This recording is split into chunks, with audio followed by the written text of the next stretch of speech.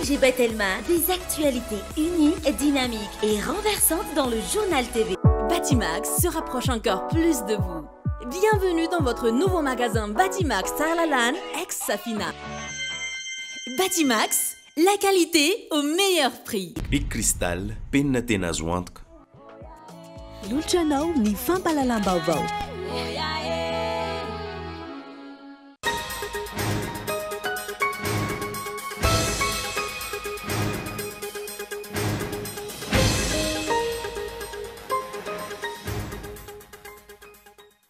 Tsy manana tanjona fa tsy ny ampysara-bazana ny malagasy ny fanjanana amin'ny endriny vaovao amin'izao fotoana izao. Amin'izao fanombohana ny fankalazana ny fiverenan'ny fahaleovantena izao, tokony hiady hatramin'ny faran'izay fanjanana amin'ny endriny vaovao izay ny isan'ny batan'olona. Nitsatra ny fanavaozana ny kianja Baria Mahamasina taorian'ny tsy nahazoany kianja. Ny fankatoavana na ny homologation avy amin'ny CAF natao anatry ny hoaviny toy izao ka mila mandray lesona sy miomana ny fitondram-panjakana. Miharatsy ny fifandraisan'i Madagasikara amin'ireo mpamatsy vola sy mpiara-miombonantoka ankehitriny noho ny tsy fahafehezan'ny mpitondra ny lafin'ny diplomasia ho ny manam-pahaizana momba ny fifandraisana iraisan'ny pirenena. Tsy hisy ny fandraisana mpiasa-panjakana mandritra ny enim-bolana manaraka ankoatra ny fifaninanana andraisana mpitandro ny filaminana. Io no isan'ny songadina anatin'ny fanitsiana ny teti-bolam-panjakana 422 izay nampahafantarina teny anivony antenimera pirenena. Nanokana fanampiana amin'ny tetina 520 tapitrisa dolara ho an'ny Ukraine indray Etazonia taorian'ny fahatsiarovana ny débarquement de Normandie izay nionan'ireo filoham-panjakana maro maneran-tany ho Mali. Ny antsipirian'izay.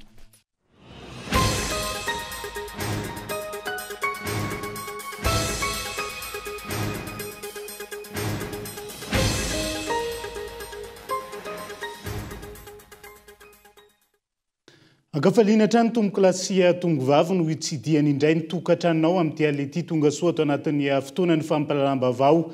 Manasanao ihany koa anaraka izay matoa andatsoratra avy hatrany no hoentintsika nokafana ny fampalalam-baovao amin'ity alina ity. Tsy manana tanjona fa tsy ny amotika ny kolotsaina sy ampysara-bazana ny malagasy ny fanjanahana amin'ny endriny vaovao. Amin'izao fanombohana amin'ny fomba ofisialy ny fananganan-tsaina ho fankalazana ny fiverenan'ny fahaleovantena izao, tokony hiady sy hanohitra hatramin'ny faran'ny fanjanahana amin'ny endriny vaovao amin'izao fotoan'izao ny isam-batan'olona. Matoa andatsoratra. Ho fiaramentana amin'ny fitaovan-tanindrazana iombonana natomboka tamin'ny alalan'ny fananganana sainam-pirenena ny fankalazana ny fiverenan'ny fahaleovantena izay nahatratra 420 taona amin'ity taona 424 ity. Samy nandray anjara niara-nentana tamin'izany ny sekoly manerana ny nosy, ireo birao-panjakana sy ireo birao tsy miankana, ireo orinasa, ny tafika, ireo distrika sy ny isa-tokantrano. Niara-nentana satria ambony zany fiandrianam-pirenena izany ary sarotiny amin'izany ny ankamaroan'ny malagasy. Isan'ny lohahevitra nosafidiana tamin'ity taona ity ny hoe Madagasikara mandroso, malagasy miara-mentana amin'ny fitiavan-tanindrazana. Tsy afa-miala ny folo alin-da rehefa miroso amin'ny fankalazana ny fiverenan'ny fahaleovantena tahaka izao. Ity farany no isan'ny miantoka io fahaleovantena io. Tsy afa-miala amin'ny fahaleovantena ihany koa nefa ny fahalalahana izay zo fototra nanan'ny olo-pirenena tsirairay avy. Anatin'izany fahaleovantena izany dia zo ny aneo hevitra, ny vezivezy malalaka eo amin'ny taniny, ny anana safidy malalaka amin'izay iandaniny sy ny maro hafa. Ny folo alin-da no tokony ho antoka isitrahan'ny olo-pirenena ireo zo fototra ananan'ireo. Araka izany, tsy tokony atao ary tsy tokony anaika atao fitaovana politika ny folo alin-da izay isan'ny vinaitana sy angadina ananana ny fahaleovantena. Tokony ho modely amin'ny fitiavan-tanindrazana fa tsy andany amin'ny tombotsoan'olombitsy, ny fitiavan-tena sy ny fitiavam-pahefana. Tsy tokony ho voavidy vola fa ho voabaiko amin'ny tombotsoa ambonin'ny vahoaka malagasy. Tokony hijoro sy hiady manoloana ny fanjanahana eo amin'ny endriny vaovao ankehitriny. Ny fanjanahana amin'ny endriny vaovao dia tsy manana tanjona afa-tsy ny amotika ny kolotsaina sy ny ampizarazara ny samy malagasy. Io ilay hoe zarazarao anjakana. Fa na inina potehana ohatra ny fanabeazana, anamora io fanjanahana amin'ny endriny vaovao io. Eo ihany koa ny fibodon'ny vahin'ny tanin'ny malagasy ka anilihana ireo teratany na najary ny tany tao anatin'ny taona maro. Eo ihany koa ny fibodohan'ny vahiny ny nosy malagasy ka ilika sy anaovana tsindry ny mpanjony malagasy manarato manodidina ireo nosy ireo. Manana didy katsaka io tombotsoa ambony io ihany koa ny malagasy tsirairay avy ka iady sy anohitra hatramin'ny farany ny fanjanahana amin'ny endriny vaovao ankehitriny, isan'izany ny jadona sy ny fanampara-pahefana, ny fampahantrana ny vahoaka malagasy, ny fisakanana ny fahafahana maneho hevitra, ny fanambadona ny vahoaka, ny tsy fanomezana asa ireo tanora, ny fizarana ny vahoaka amin'ny tolotolotra sy ny fanomezana fa tsy amokatra, ny fanodikodinana ny safidim-bahoaka tahaka ny zava-misy amin'izao fotoana aoriny ny fifidianana izao sy ny sisa. Mila vonina ijoro hatrany ny vahoaka malagasy, amitraka ao ambony ny fitiavan-tanindrazana miaraka amin'ny fotsy mena maitso, ny fotsy izay mariky ny fandresena, fahamarinana sy fahadiovana, ny mena mariky ny fiandrianam-pirenena sy ny fitiavan-tanindrazana, ary ny maitso mariky ny fanantenana. Manantena fa mbola ho avitra i Madagasikara indray androany. Pejy fanatanjahantena amin'izao fotoana izao amin'izao ora izao mifandona ny barian'i Madagasikara zareo Komoriana moa zany ao anatin'izay ary mitarika amin'ny isa rainy ohatra ny barian'i Madagasikara lalao izay tafiditra ao anatin'ny fifantsanana azahoana ny tapakila ho amin'ny fiadina ny tompon-daka maneran-tany eo amin'ny taranja baolina kitra ho an'ny taona 2020 baolina tafiditra Ryan Ravelson teo amin'ny minitra teo amin'ny fahenina amby 50 segonda raha iverenina makasika izay hiditra ao anatiny fizara-potoana faharoa ny lalao amin'izao fotoana izao ary ezahantsika ho taterina ato anatiny fampalalam-baovao hatrany ny vokatra izay lalao izay tanterahana ny Afrika Atsimo amin'izao fotoana izao noho ny tsy fahazony ny kianjan'ny Barea Mahamasina ny homologation avy amin'ny CAF. Fantsatra ny fanavaozana ny kianja Barea Mahamasina taoriany tsy nahazony ny kianja ny fankatoavana avy amin'ny CAF ity kianja ity izay efa nandaniana vola ny tapitrisan'ny dolara maro saingy izao vao mariny CAF izao fa tsy manaraka ny fenitra araka ny filazana azy. Natao ho anatry ny hoavy ny toy izao ka mila mandray lesona sy miomana ny fitondram-panjakana Christian Dimby. Nitsahatra tanteraka ankehitriny ny fanohizana ny fanavaozana ny kianjan'ny Barea Mahamasina taorian'ny fanambaran'ny CAF fa tsy mbola nahazo fankatoavana fanondroany ilay kianja raha ny fanadadina natao androany. Fanamboarana sy fanatsarana izay mbola tsy maintsy andaniana vola be, ankoatr'ireo vola fito amby 70 tapitrisa dolara na 700 miliara ariary efa natokana tamin'izany. Raha ny fametrahana bozaka na ny pelouse vaovao fotsiny ohatra dia efa nanika hatrany amin'ny tapitrisa euro. Mbola maro nefa nankoatra ny pelouse ny fepetranotakin'ny CAF ahafahana mahazo fankatoavana na ny homologation. Isan'izany ny hoe tery ny toerana fisoloana akanjo ho an'ireo ekipa, mampanay ny fiarovana ireo mpijery anatiny sy ivelany, tsy manaraka ny fenitra takina ny toerana natokana ho an'ny media, tsy misy tafo ny toerana natokana ho an'ireo VIP ary tokony ho hatsaraina ny sezan'izy ireo, tsy miraikitra ihany koa ny sezan'ireo VIP ary mila hatsaraina anatratra ny fenitra. Raha tsorina, mbola mila vola amina tapitrisan'ny euro maromaro vao tena anaraka ny fenitra takina ny kianjan'ny Barea. Hatreto, mbola tsy fantatra ny fotoana hikatonan'ny kianja hirosoana amin'ireo asa fanamboarana azona io homologation io. Mandeha nefa ny fotoana ary ny volana septambra hatramin'ny novambra ho avy izao ny Barea no hiatrika ny fifanitsanana kanina 524 atao an'ny Maroc. Lalao misa 9 no andraisan'ny Barea anjara amin'izany ka ny telo amin'ireo eto Antananarivo, aiza nefa no anatanterahana ireo lalao telo ireo raha tsy milosa amin'ny fanamboarana ka tsy mahazo ny homologation. Natao anatra ny amin'ny sisa ny tranga-javatra tahaka ireny ary mila mandray lesona tamin'ireo fitantanana tsy mahomby ny fanjakana, hoy ny fanokevitry ny teknisiana androany. Sarotra hoantsika ny ifametsintsony ao anatin'ilay izy fa ny zavatra tiana ho tenenina dia ny hoe ny ho amin'ny manaraka. Tsika zany mila mahalala hoe inona no maika ho antsika eto Madagasikara. Raha iresaka hoe momba ny kianja zao, kianja fanaovam-baolina, raha nana proposition zahay talohan'ny resaka be makasika ny hoe amboarina amin'ny Barea zao millions de dollars, 77 millions de dollars ilay izy averintsika kely. Tsara kokoa hoe manangana fotodrafitrasany amin'ny toerana hafa, najanona teo ilay Mahamasina, tsisy miheno moa ilay izy. Eo zany le mahatonga an'ilay hoe ny proposition sy ny hafatra zany dia ho amin'ny manaraka tsika aloha mba hiverina ao anatin'ny hoe inona ny maika, inona ny tena ilaina ho an'i Madagasikara amin'ny ankapobeny.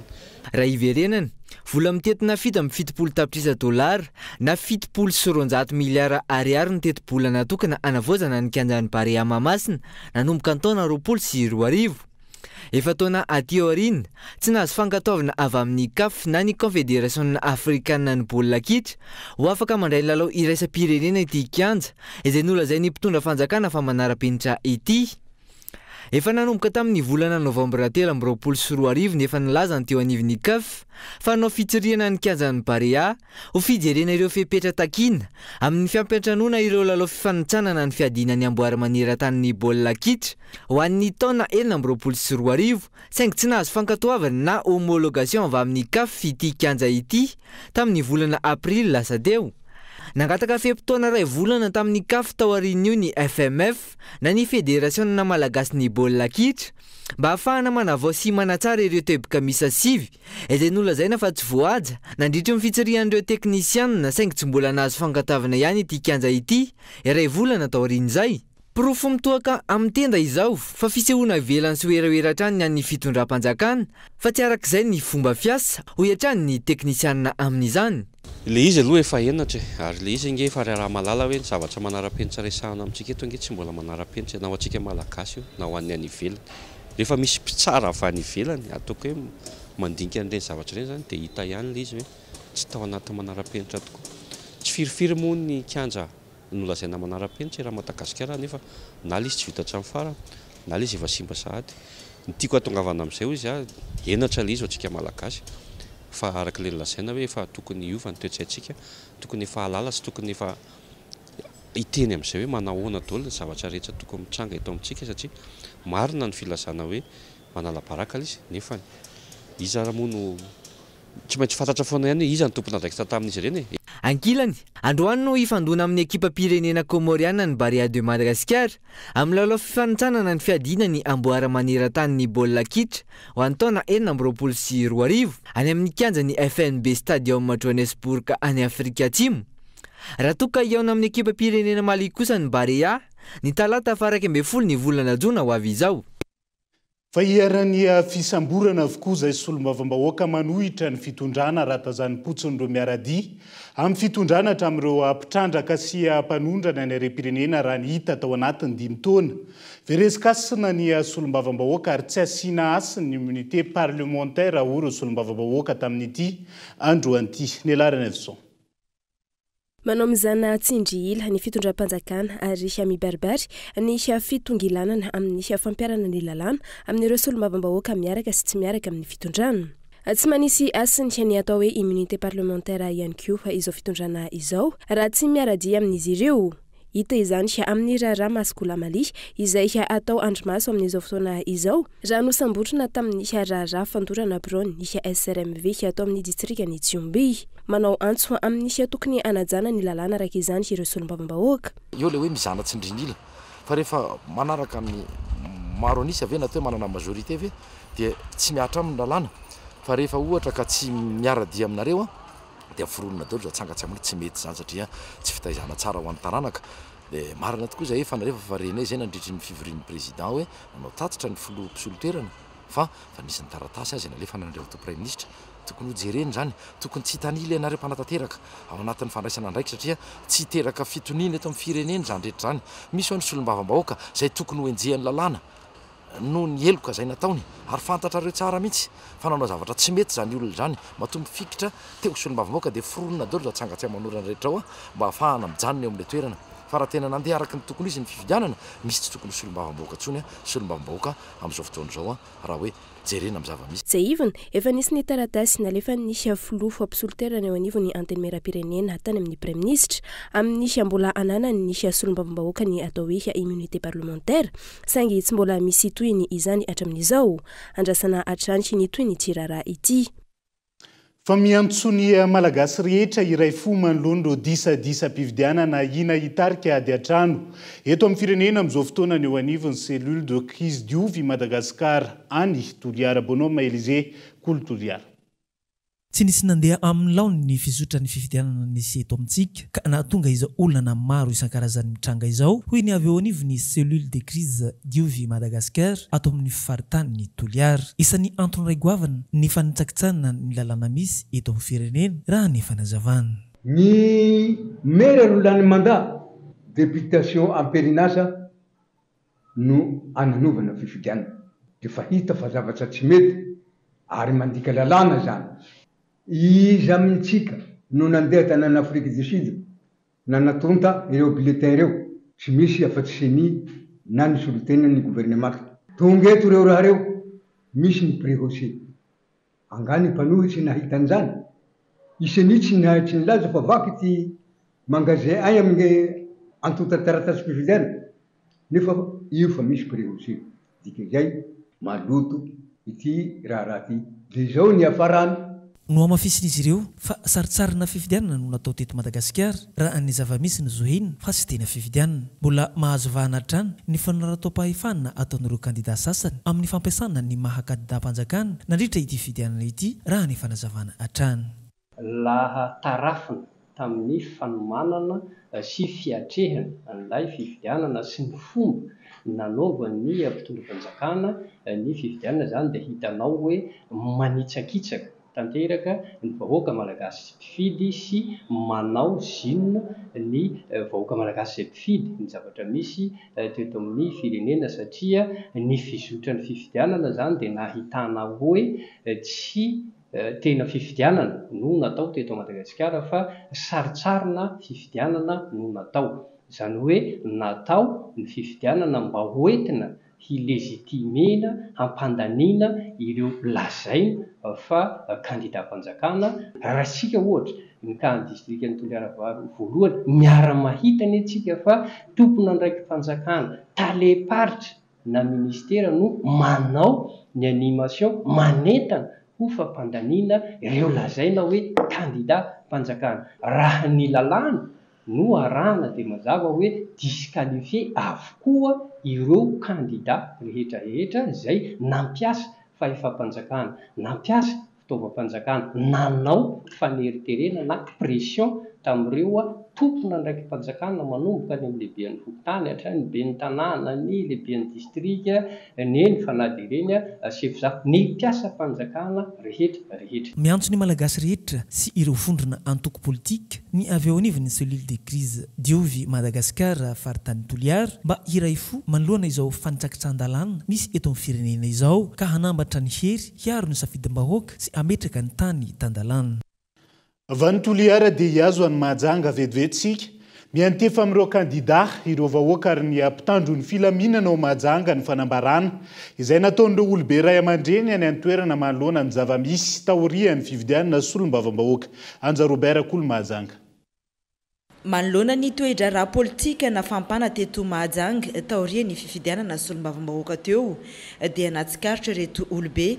fa misy ny fifampiantsiana ady izay miseho eto sy roa eto an-tampon-tanàna ny Mahajanga nanao fanambarana araka izany ireto ray aman-dreny ireto ny amin'ny tokony tsy hisiany ny raorao eo amin'ny samy ny kandida ho an'ny vahoaka misy ihany koa ny fanambarana miantefa amin'ireo mpitandro ny filaminana faninana masina fifidianana fa tsy hatao hampiady na hampisarabazana akory fa hatao adinombola mpianakavy zany ka niresy tsy akoraina ary mandresy tsy hobina ka mahaiza milamina mahaiza mifandefitra ary mahaiza miolona zay ho resy faharoa ho antsika vahoaka ny Mahajanga voalohany aoka sika tsy ho voarebirebin'olona ka ho revony tambitamby ka hijoro vavolombelo mandainga fa mijoro isika amin'ny marina fa ny marina tsy mba maty na izany aza manentana antsika ho tony aloha fa arakaraky ny toe-javatra miseho dia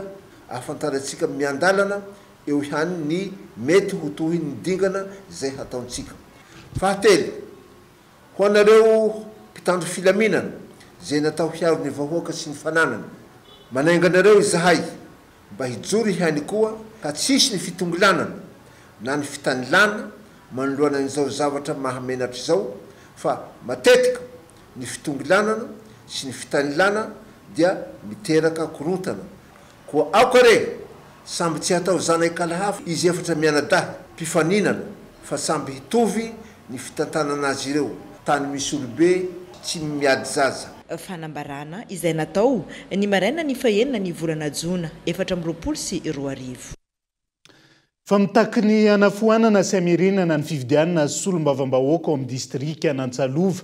Faritra melaka ihany koa ireo kandida solom-bavambahoaka miisa 5 any an-toerana amin'izao fotoana izao.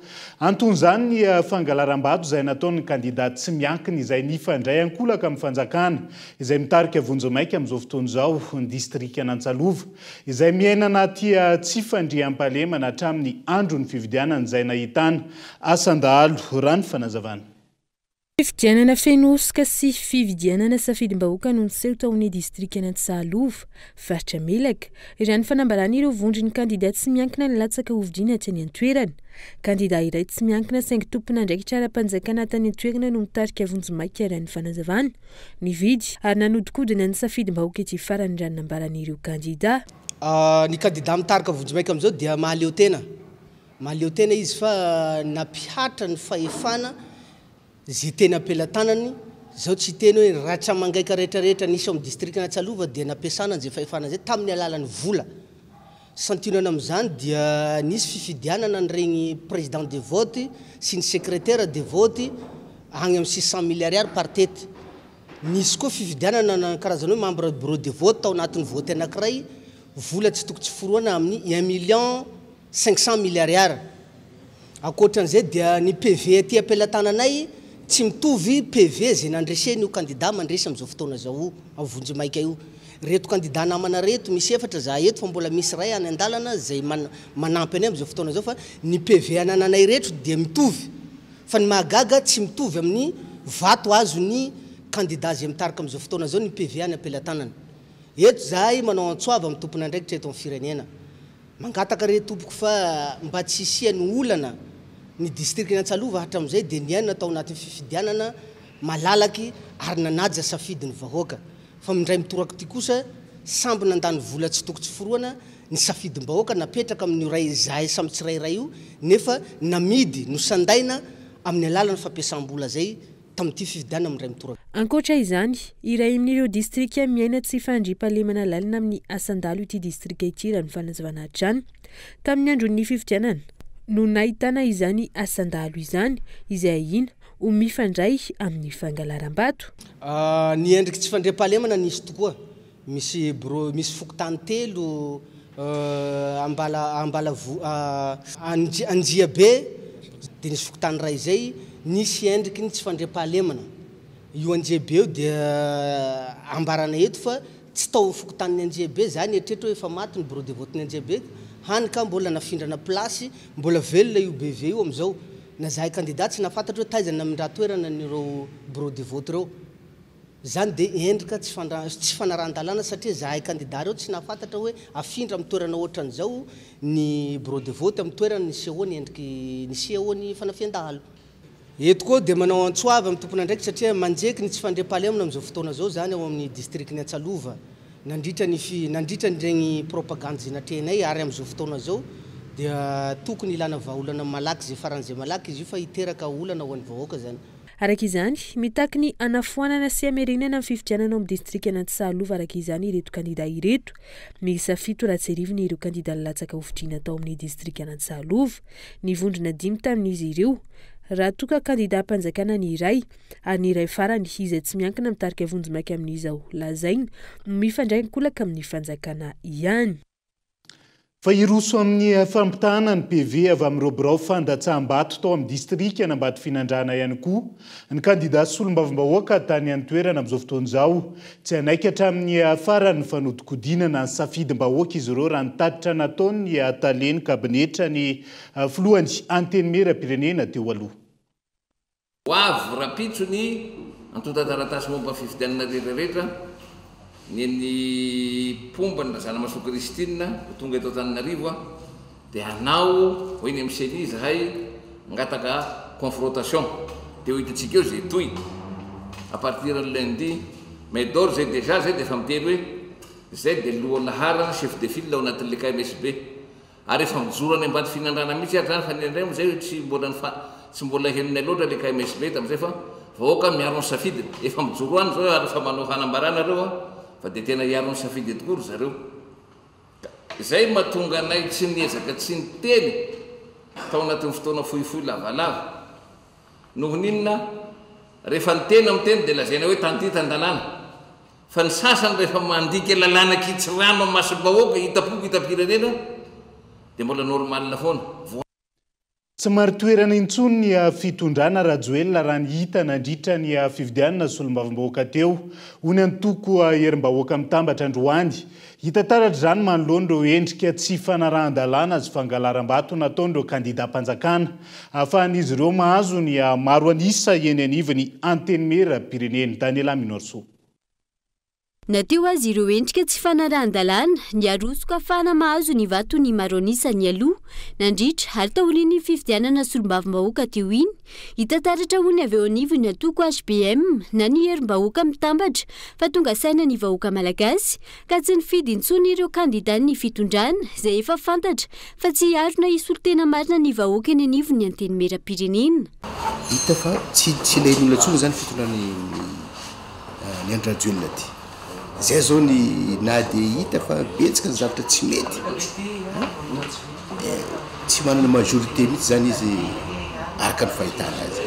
Zay ny azoko tsoahana fa raha hoe ny zavatra tsy mety natao dia efa tsy ampitany saina intsony fa betsaka tokoa. Fa ny côté positif zaka ohatra hoe examen blanc zany iny examen blanc zany iny aminay dia satria efa fantatra fa tsy anjary fa ny ahafantaratra hoe na dia eo azy mbola latsaka ihany. Hita fa ny fitondrany président Rajoelina teo zany dia efa hita hoe fa zavatra natositosika fahatany. Jerevony isaka ny chef lieu de province aparan'ny fianaran-tsoa lasa resy dolo ny irma mo tsy haiko irmary tsy haiko nino fa resy dolo zany dikan'izany fa tsy manana légitimité intsony zany zao fitondrana zao. Ankilany raha loatra hoe hatrany ny fanazavana raha tonga saina tanteraka ny vahoaka nandritra ny fifidianana teo iny. Ny fiainam-bahoaka raha teo izay tsy nitsahatra ny totonga natao anatiny izay 10 taona mahery nitondran'ny Rajoelina ny firenena izay. Fa maro ny fandikan-dalàna nataondreo manao forcing anery zareo reo izay hoe aleo hiverina tany-tan-dalàna antsika zao na zany mijoro amin'izay hoe tesitra ny vahoaka malagasy na ren'olona nandray anjara tamin'ny fifidianana reny hoe tesitra azy reo zay fa zay mba tonga hoe amin'ny grande ville zany tsy maharesy mihitsy ny irmary satria fantatra fa efa fananina aveo fa tsy azo atao ny mampiasa fitaovam-panjakana mbola nampiasa ihany zareo tsy le candidat mihitsy ane tena tsy tiandreo tsy le hoe candidat natolotry ny irmary na tsy zany mihitsy ny tena tsy tiandreo fa le fanjakana mitondra mihitsy tena tsy tiandreo dia ampiseho ny vahoaka satria tsy manana basy ny vahoaka malagasy ampiseho zareo hoe zao tsy fitiavana ty fanjakana zao nivokotra tsy fanarahan-dalàna taondreo dia zao ny sazy omeny ana. Ankoatran'ny vahoaka miankina feno amin'ny fahendrena sy ny fijoroany sy ny fitsarana avo momba lalam-pandrenana amarafitra mahaleo tena tsy tokony hitanila azy ihany koa ny famahana izao olana sy disadisa eto amin'ny firenena izao. Andrasana araka izany izay mety ho fanapa-kevitra ho raisin'ireo rafitra ireo. Maloana ny fitoriana mikasika ireny tsy fanarahan-dalàna sy alabato ny tranga manirana no sireny hoetra ny mpikambany ho anivony atoko HBM ny tafa tamin'ny mpanao gazety. Nanomboka omaly ny hetsika sosialy nataon'ny groupe hazavana sy n'orinasa Pack Foam ao Mahajanga. Hetsika hitsinjovana ny mpiarabelona ka godoro miisa 70 no netiny ho an'ny hôpitaly CSU tao Androva Anja Robert. Kidoro marika ria Foam misa 70 mirefy 4.10 cm ny haavony no natotry ny tompon'andraikitra miay ny groupe hazavana sy ny Pack Foam eto Mahajanga ho an'ny hôpitaly CSU Pezaka Androva izay natao atorin'ireo marary tonga ety an-toerana ka tonga teto amin'ny complexe mère et enfant ny tompon'andraikitra voalohany miay ny groupe hazavana sy ny Pack Foam ny andro ny alakamisy fa 4 ny volana jona 2024 nanolotra ireto kodoro miisa 70 ireto. Anaky 70 fanampiana avy amin'ny orinasa groupe hazavana sy Pack Foam ho an'ny hôpitaly Androva amin'ireo marary dia action sociale voalohany amin'ny taona aty engany hoe mba misy action sociale foana mitoy ohatrany dia mety rapitso amin'ny nébuliseur pédiatrique en hôpital koa ny section pédiatrique. Fisaorana sy fankasitrahana no natolotry ny solotena ny ireto tompon'andraikitra avy ao amin'ny CHU Pezaka Androva ireto ny amin'ireto fanomezana avy amin'ny gropy azavana sy ny orinasa Pakofo amma ireto. Voalohany indrindra mialatsiny satria tsy eo ny talianay amin'izao fa mamita hiraka any atego ohatran'izay koa ny diatenay dia misolotena ny hôpitaly manontolo sy ireto mpiara-miasa reto dia misaotra be da be ny orinasa Pakofo amma sy ny farmasia azavana tonga manao an'izao fanomezana ho an'ny CHU Pezaka zao mba ho fanatsarana ny fandraisana an-tanany mararitsika ato amin'ny CHU Pezaka dia mankasitraka tompoko mankately.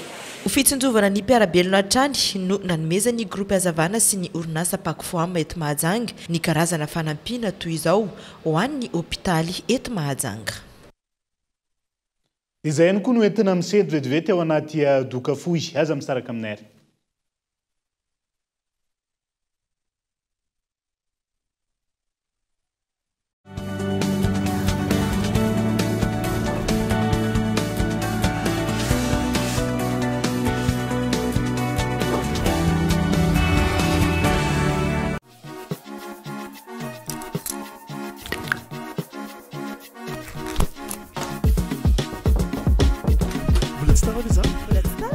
C'est la fête avec Canal+. Et voici le clou du spectacle. Nouveauté sur Canal+, suivez à partir du 15 juin, du lundi au vendredi, à 21h15 sur Canal Événement, Canal 19, l'émission Secret Story, spécialement dédiée à l'Afrique. Sauriez-vous garder le secret? Alors, qu'attendez-vous? Du 30 mai au 7 juillet, l'abonnement Canal+, avec la formule Access pendant un mois, est à seulement 50 000 arias. En plus, l'installation est offerte.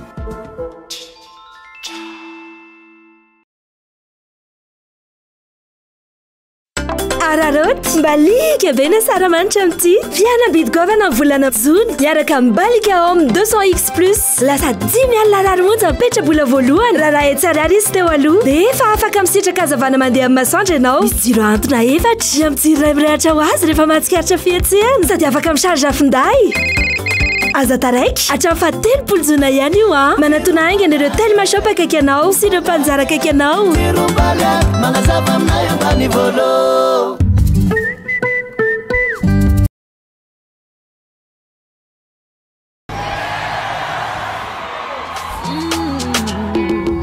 Jafuiza kwa minei atarova kwa kai tiki tiki vo mandenga masuanu.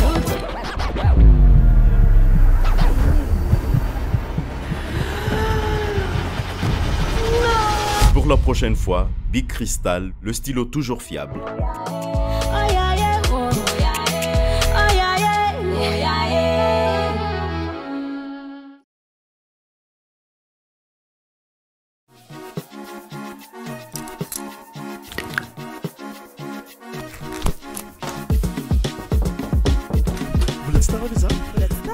Fans de sport, savourez vos sports préférés sur les chaînes Canal+ Sport, comme les matchs de la Copa América, les finales NBA, la F1 et les Jeux Olympiques 2024. Alors, qu'attendez-vous? Du 30 mai au 7 juillet, l'abonnement Canal+ avec la formule Access pendant un mois est à seulement 50 000 arias. En plus, l'installation est offerte.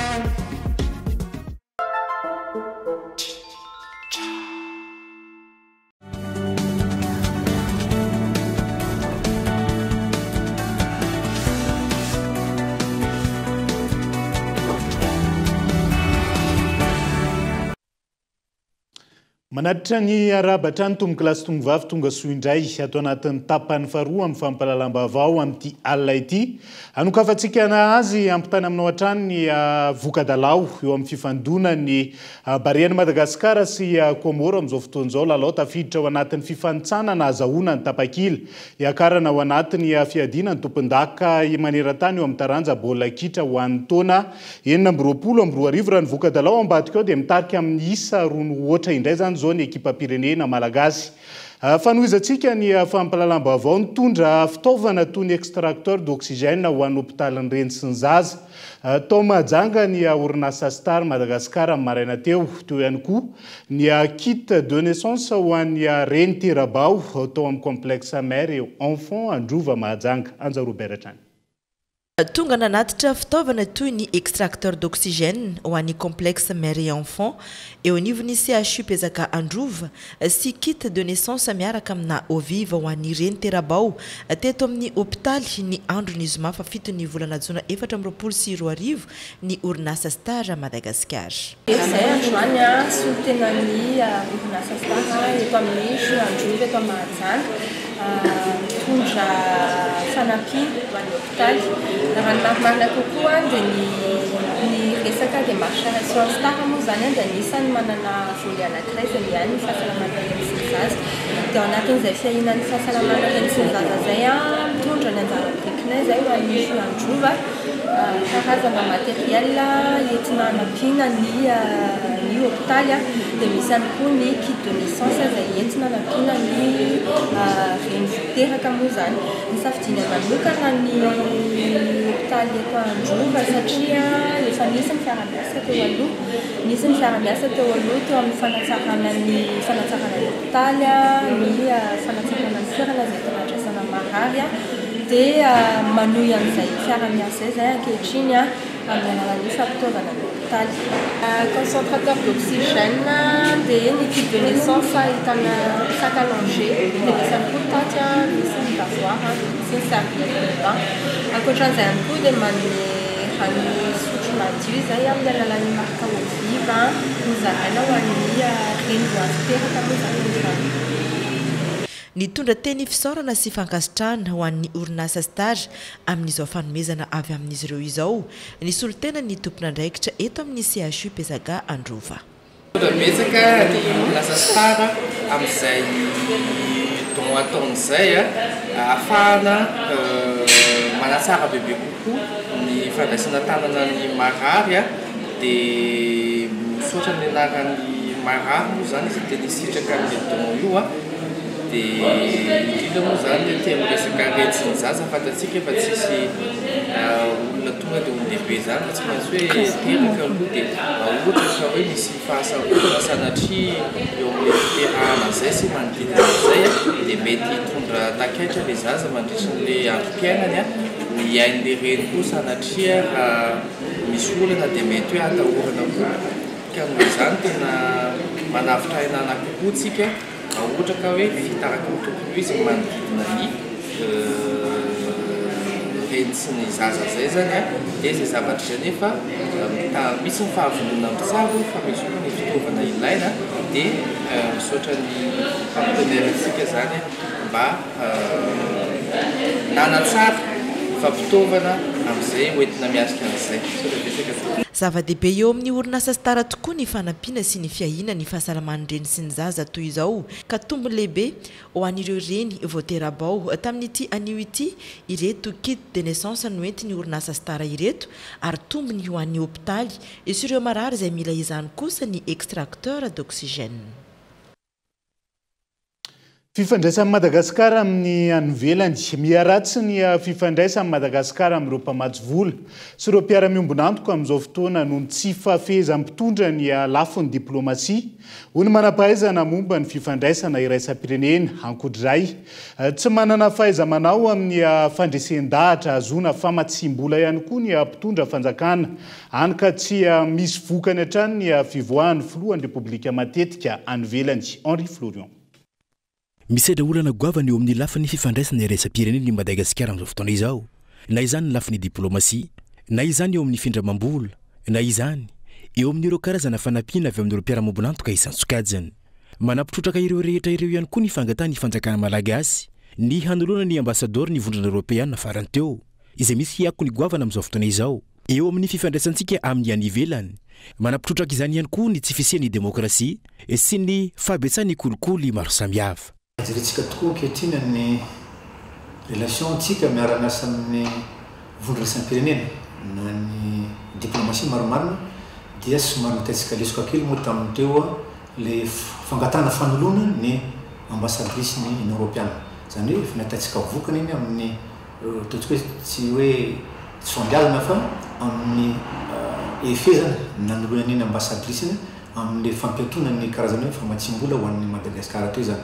Zany hoe tokony asiana fanatsarana ny maromaro indrindra ny fomba fiasa mandona ny communauté internationale mandona ny diplomatie internationale satria maro zavatra takina ao anatin'ny fiaramiasa makasika ny fiaramiasa amin'ny any ivelany ohatra satria ireny fiaramiasa avy any ivelany dia mangataka matetika ny bonne gouvernance ohatra ao anatin'izay ny ataontsika hoe ny transparence ao anatin'izay ny anticorruption ao anatin'izay zany hoe matetika dia mangataka an'ireny ireny vondra resam-pirenena satria matetika dia ao anatin'ny accord raha resaka fotsiny tsika zao ny accord Samoa ohatra izay mamaritra teboka maromaro izay ahafahany manao karazana fanaramaso ny fomba fiaramiasa satria misy ny fanarana ao anatin'izay dia tsy maintsy zay no tokony ho atsarina misimisy be koa izay fiaramiasa amin'izay teboka ny fanarana ny accord maromaro na tamin'ny accord ny Cotonou ohatra ny accord ny Samoa zay vao nasina fanitsina vao vetivety zay izay vao nampiarina tamin'ity taona ty zany. Ankoatr'io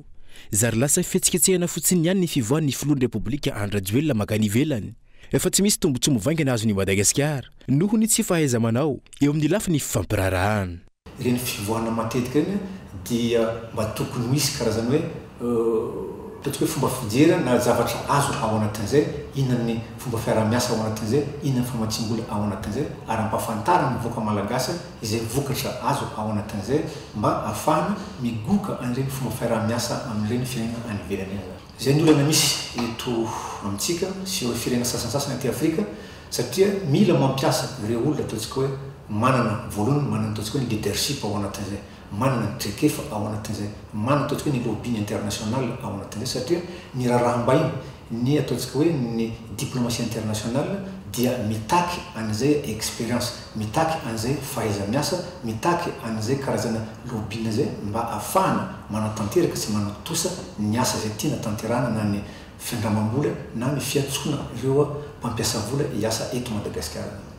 Mila olona manana traikefa araka izany i Madagasikara manoloana ny olana misy amin'izao fotoana izao indrindra fa eo amin'ny lafiny fifandraisana iraisam-pirenena i Madagasikara izay tokony anana tombony betsaka raha oharina amin'ireo firenena afrikanina hafa raha ny arena eto amintsika no jerena fa ny finiavana politika sy ny fahaiza-manao no tsy ampy amin'ny mpitondra fanjakana raha ny fanazavana hatrany. Tsy misy afa-tsy ny fanovany ireo rafitra amin'joro toy ny senisa ny fitsarana avy momba lalam-pandrenina ihany ho ny filohan'ny antoko SFDM no ahafahana mampandroso sy mampanjaka ny rariny eto amin'ny firenena amin'izao fotoana izao ireo rafitra roa mikarakara ny fividianan'ireo ho ny fanazavany izay raha malala fa baikon'olo tokana ary manomevahana ny fitondrana amin'izao fotoana izao. Daniela Minoartso. Tsy manana hery tsara fifidianana intsony ny sinisy ny fitsarana avy momba lalam-pandrenana noho izy ireo mitanila sy manome vanatra ny tsy fanaran-dalàna toy ny fanjakana ankehitriny sy ireo tsy maty manoty eto amin'ny firenena ho ny avy eo anivo ny antoko SFDM. Antony tokony andravana sy hanovana ireo rafitra roa ireo sy ny filaminana sy fampandrosoana eto Madagasikara raha ny fanazavana hatrany. Tokony misy ny ACC zany ambony ny Andra Rajoelina amin'ny fanapaha-kevitra hoe izy no baiko hoe tsy mety zany tsy mety zao zay miregle anio fa tsy mety zao fa zao tsy afaka anao an'izany satria baikony olo-tokana rehefa baikony olo-tokana lasa dictature atsika hoe dikan'izany hoe tsy refesy mandihy fanjakana tsy refesy mandihy teto tsy misy olona mpandamina ntsony fa dia tsisy labridiny io dia zay mahatonga hoe tokony ho ravana ny ACC dia ny fokon'olona mizaha fomba atonga azy ho neutre tsy neutre ny CNI koa tsy neutre président CNI nefa nilazany olona natolotra ny Rajoelina ary maro amin'izare io avy amin'ny antoko zao hoe sasany amin'ny freedom one sasany avy amin'ino one izy tsisy olo azo antoka ntsony eto le institution mihitsy le raha-mpanjakana misy dia tsy afaka andamina fanjakana eto Madagasikara dikan'izany tsy mety solonareo zay vao milamina ty tany ty. Manoloan'izany miantso ny fiara-midinika ireo olobe mpanao politika ary ny hery-velona rehetra hitady vahaolana ahafahana manova ireo rafitra tsy mahomby eto amin'ny firenena ireo ny avy eo anivo ny antoko SFDM. Ndao le rehetra tsy fandinika efa tsy azo interana ny fanjakana eto Madagasikara.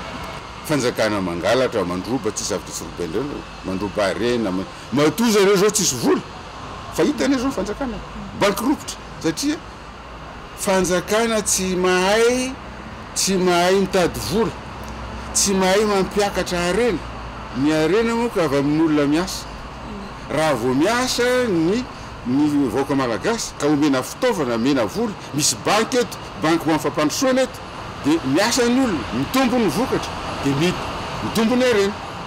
Ty fanjakana ty dia ny volamena avy eto mandeha atsia, dia ny agnaty kesy, dia lasa voavia, dia tsy misy zavatra vanona mihitsy eto reo amin'ity fanjakana andro voatrelaka. Solution fampiresaka ny voaka malagasy satria tsy azo antoka ntsony ny fanjakana, dia inona zany ny atao dia zay zany. Voaka ny tompony fahefana, izy no mahay izay olona omena azy fa iandrazolo tsy agnaty condition. Jehivina andrim-panjakana goavana eto amin'ny firenena ny haute cour constitutionnelle na ny fitsarana avy momba lalam-pandrenana. Andrim-panjakana izay tokony hizoratrany amin'ny fahamarinana fa tsy tokony anaiky ho baikon'olo tokana ho hiatrany fanazavana. Fa tsy mifanaraka amin'ny vinavina ny fanjakana araka ny voafaritra tao anatiny teti-bola mpanjakana 420. Ny vola miditra ka antony tsy maintsy nampianana ny fampiasam-bola isaky ny ministera.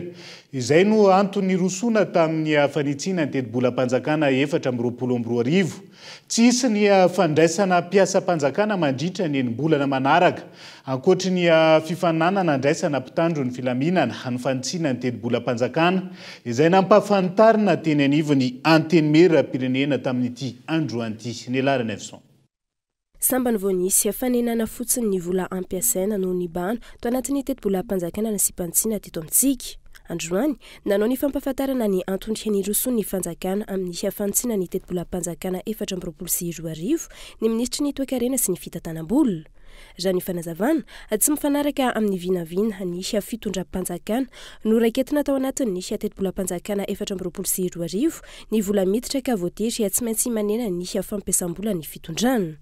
Raha menavina ny apiditra 10 milliards 179 isika tamin'ny LFI 2024 tamin'ny alalan'ny etra tsy voakasika ny findramam-bola avy any ivelany dia tsapa tao anatiny izay 10 volana voalohany izay fa tsy ho tratra io tanjona io satria tena mbola marisarisa isika malagasy amin'ny fandoava-ketra ary rehefa natao kazy dia eo amin'ny 8 404 milliards eo no tanjona mety ho tratra. Zany hoe miena 1175 milliards ariary ny vinavinan'ny vola hiditra amin'ny etra. Koa rehefa tsy isafidy ny lafiny araketra isika dia ilay safidy faharoa no nidirany ny gouvernemanta ao anatin'ny volana manaraka dia fanenana ny fandaniam-bola mba hifandanja amin'izay vola afaka ampidiriny. Miverina mamerina ny ady hevitra indray isika eo amin'izay lafiny araketra izay amin'ny volavolan-dalàna ifeny teti-bola mpanjakana manaraka. Tsy mbola azo everina ny fanatsarana ny lafiny araketra ao anatin'ny enimbolana manaraka fa ny fampianana ny vola ampiasaina no vahaolana naroso. No foanana ihany koa ao anatin'ny enimbolana manaraka ny fandraisana mpiasa-mpanjakana vaovao afa-tsy ny fifaninanana idirana eo anivony ireo mpitandro ny filaminana.